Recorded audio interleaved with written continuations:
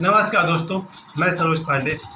जय जवान जय किसान का नारा देने वाले स्वर्गीय श्री लाल बहादुर शास्त्री जी के जन्मदिन पर पूरे देशवासियों को बहुत बहुत शुभकामनाएं देता हूं और साथ में शास्त्री जी के विषय में कुछ बातें बताना चाहता हूं, जिसको लेकर के हम सबको पता चलेगा। कद काठी में छोटे लेकिन हौसला में बहुत ऊंचे शास्त्री जी का पूरा जीवन, बहुत लंबा जीवन उनका नहीं रहा। 1904 से लेकर 1966 तक मात्र 62 ईयर्स, यानी मेरे से 10 साल बड़े थे। 62 साल के जीवन काल में उन्होंने भारत के इतिहास में अपना नाम अमर कर दिया। जब जब 2 अक्टूबर आएगा, गांधी जयंती के साथ साथ लाल बहादुर शास्त्री जी की भी जयंती मनाई जाएगी और मनाई जानी चाहिए। सबसे पहले तो शास्त्री जी के विषय में ये कह दूँ कि जितना हिम्मत उनमें था, उनके हिम्मत के बारे में सभी जानते हैं। आप सभी को उनके बारे में जानकारी है। एक समय वो पुलिस मंत्री भी हुआ करते थे। उस ज़माने में उन्होंने एक नियम बनाया था। उन्होंने पुलिस को ये आदेश दिया था कि अगर भीड़ को हटाना हो तो लाठीचार्ज न करें, पानी का बौछार करें। समझिए कितनी बड़ी संवेदना की बात है। पुलिस मंत्री होने के बावजूद बहुत ही गर्म दिमाग के थे। मुझे तो आश्चर्य होता है कैसे वो गांधी जी के साथ रह गए। एक तरफ जहाँ गांधी जी नरम दिमाग के, वहीं गांधी जी नरम दिमाग के और शास्त्री जी गर्म दिमाग के थे। और एक गर्म दिमाग वाला आदमी अपने देश के नागरिकों के लिए ये नियम बनाए। उन्होंने पुलिस से कहा कि वो पब्लिक पर लाठी मत बरसाए, अगर कभी पब्लिक उड़ होती है तो लाठीचार्ज नहीं करें, पानी का बौछार करें। ये शुरुआत करने वाले हमारे शास्त्री जी। सबसे पहले तो हम लोग शास्त्री जी के विषय में उनके माता पिता को याद करें, जिनका बहुत बड़ा योगदान है। एक पुत्र के नाम पर माता पिता का भी नाम होता है। उनके पिताजी का नाम था शारदा प्रसाद श्रीवास्तव, यानी कि मुगल सराय में इनका जन्म हुआ था 1904 में। 2 अक्टूबर 1904 श्री शारदा प्रसाद श्रीवास्तव जी इनके पिता, और इनके माता जी का नाम था श्रीमती दुलारी देवी। जब बच्चा इस योग्य होता है कि इतिहास में अमर हो जाता है, तब उनके कारण उनके माता पिता का नाम भी अमर हो जाता है। हम सब जरा सोचिए, एक समय आएगा जब समय की धारा में मिट जाएंगे, न हमें कोई पूछने वाला होगा और न हमारे माता पिता कोई नाम याद रखेगा। लेकिन शास्त्री जी ने जो ऊंचाई छुई कि आज जब तक भारतवर्ष है और अनंत काल तक रहेगा, तब तक शास्त्री जी का नाम रहेगा। शास्त्री जी का जो जोर था, जय जवान जय किसान, मैं उस पर बात करना चाहता हूँ। उनके बारे में ऐतिहासिक रूप से आप लोग बहुत कुछ जानते हैं। नेहरू जी के बाद वो प्रधानमंत्री बने। उन्होंने कांग्रेस के प्रचार के लिए बहुत कुछ किया था, कांग्रेस को जिताने के लिए बहुत मेहनत किया। और नेहरू जी के देहांत के बाद शास्त्री जी भारत के प्रधानमंत्री बने। 1965-66 के आसपास की बात है। उन दिनों शास्त्री जी का एक समय चलता था। मेरे पिताजी गांव से आए थे, तो मेरे पिताजी का नाम है श्री राम बहादुर पांडे। लेकिन उस समय लाल बहादुर शास्त्री जी बहुत ही हाईलाइट में थे, तो यहाँ पर लोगों ने उनको राय दी कि तुम अपना नाम राम बहादुर जगह पर लाल बहादुर कर लो।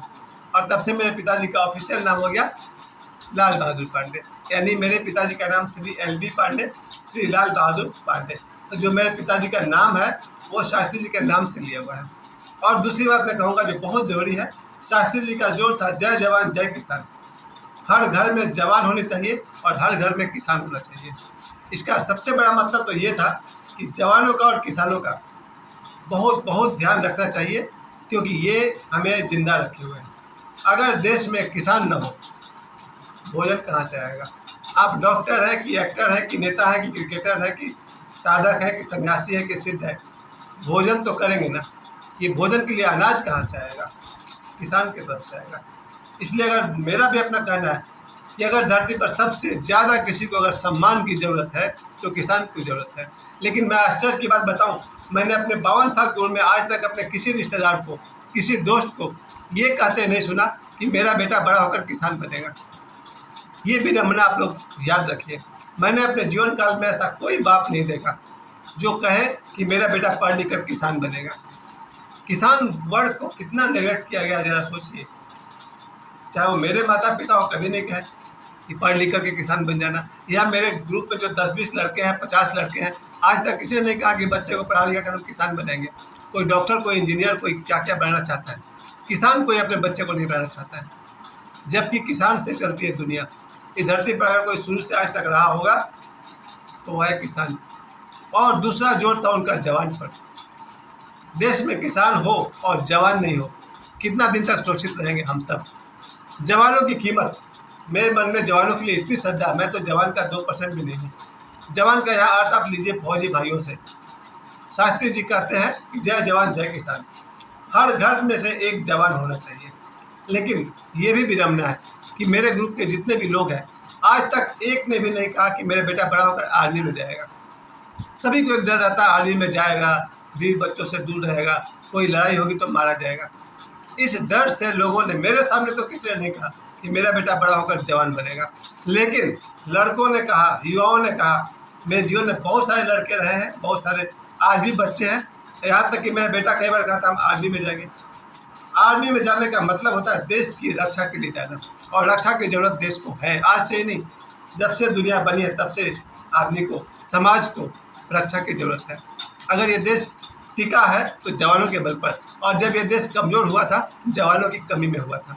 अभी मैं आज शाम को पढ़ा रहा था बच्चों को, 1126 के आसपास में जब दिल्ली सल्तनत की स्थापना हो गई, यानी भारत में उधर से कुतुबुद्दीन ऐबक और कैसे कैसे लोग आ गए और भारत पर उन्होंने शासन करना शुरू कर दिया। सारे हिंदुओं को और हिंदू मंदिरों को अपने कब्जे में लिया। हिंदुओं को तो खैर उन्होंने हटा ही दिया गद्दी पर से, जितने भी जमींदार थे, राजा महाराजा थे, सबको हटाया और खुद बन गए राजा दिल्ली से। दिल्ली सल्तनत में जो 1126 से लेकर के 1500 के आसपास तक चला है, इन 400 वर्षों में मुसलमानों ने जम के शासन किया। क्यों? क्योंकि हिंदुओं में जवानों की कमी थी। मैं अपनी बात बता दूं, मैं खुद जवान नहीं हूं, लेकिन जवानों का बहुत बड़ा प्रशंसक हूं, और मेरी बहुत बड़ी इच्छा है हर बच्चे में साहस जवान वाली होनी चाहिए। पर हम सब ध्यान ही नहीं देते। अगर आप रामायण की बात करें तो भगवान राम अगर वीर नहीं होते, जवान नहीं होते, तो कौन उनकी महिमा गाता? बजरंगबली अगर जवान नहीं होते, जवान है तो कौन बजरंगबली की महिमा गाता? सिर्फ धर्मात्मा और महात्मा होने के कारण भगवान राम और भगवान हनुमान जी को याद नहीं किया जाता। उनको, उनके अंदर जो शक्ति है, पराक्रम है, उसके कारण। यही पराक्रम महाभारत काल में रहा। महाभारत में एक से एक पराक्रमी जवान थे।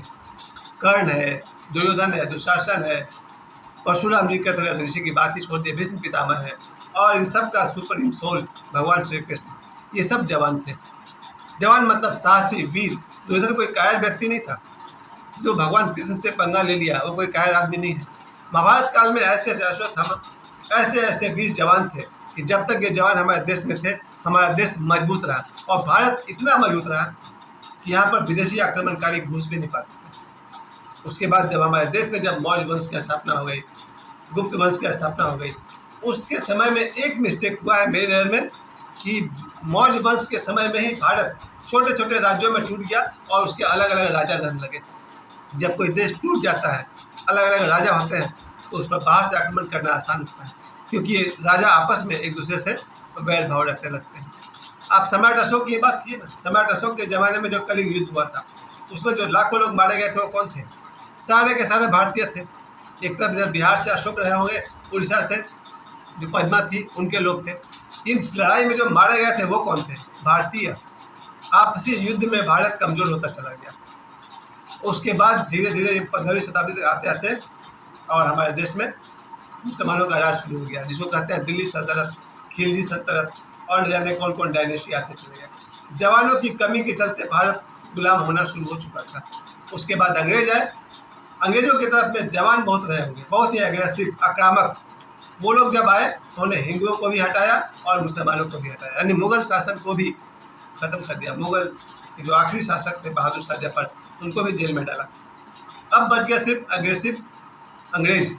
अंग्रेजों के सामने उनका सबसे बड़ी ताकत क्या थी? कोई जवान थे। जवान मतलब यहाँ मैं साहसी की बात कर रहा हूँ।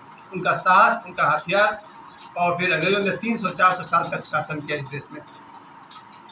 जब ये अंग्रेजों से हमारा देश आज़ाद हुआ, शास्त्री जी भी आज़ादी की लड़ाई में बहुत, मुझे याद आता है मैंने किसी किताब में पढ़ा था, अंग्रेजों ने शास्त्री जी को भी कई बार जेल में डाल दिया था, बर्फ के स्लीप पर उनको नग्न करके लेटा करके उनको पिटाई की थी। जब देश हमारा आज़ाद हुआ, शास्त्री जी उसका पुलिस मंत्री बनाए गए कांग्रेस की तरफ से। बाद में जो प्रधानमंत्री बने, उनका जो जोर था जवान और किसान, जय जवान जय किसान। मैं आज भी अपने इस वीडियो के माध्यम से अपील करता हूँ, अपने घर के हर गार्जियन अपने एक बच्चे को नहीं बल्कि एक एक बच्चे को जवान बनाइए। जवान बनता है बच्चा, उसे वीरों की कहानियाँ सुनिए, पर आपके पास समय कहाँ है? गार्जियन अपने बच्चों को कहानियाँ सुनाए शिवाजी का और शास्त्री जी का, अब हमारे पास टाइम नहीं है, पब्लिक के पास टाइम नहीं है। हम अपने बच्चे को न तो वीरों की कहानी सुनाते हैं और न उन्हें वीरों जैसा भोजन देते हैं। कोई बहुत महंगा नहीं, आज का आदमी 350 रुपये का रिचार्ज करा लेता है और अपने बच्चे को 5 ड्राई फ्रूट खाने को नहीं देगा। कहते हैं काजू किशमिश बादाम पिस्ता, ये सब बच्चे अगर 5 भी खाएं उनमें शारीरिक बल होगा, उनका मानसिक बल बढ़ेगा और हर घर से एक नहीं अनेक जवान होंगे। और अगर भारत के हर घर में जवान हो जाए तब होगा हमारा देश सुरक्षित, तब होगा हमारा देश धर्म दोनों की सुरक्षा जवानों के हाथ में। तो एक बार फिर से मैं कहना चाहूँगा, अपने हर बच्चे को किसान बनने को प्रेरित कीजिए, अपने हर बच्चे को जवान बनने के लिए प्रेरित कीजिए, कम से कम किसानों का सहयोग कीजिए। आपके घर का हर बच्चा जवान हो और जितने लोग मेरे वीडियो को देख रहे हैं आप सब भी जवान हैं, अपने जवान के गुण को याद करिए। और एक बार फिर इन्हीं शब्दों के साथ मैं श्री लाल बहादुर शास्त्री जी के जन्मदिन पर उनके ही नारा का आह्वान करते हुए उनको कोटि कोटि प्रणाम करना चाहता हूँ। जय जवान जय किसान। ये समय देने के लिए आप सभी को बहुत बहुत धन्यवाद। प्रणाम।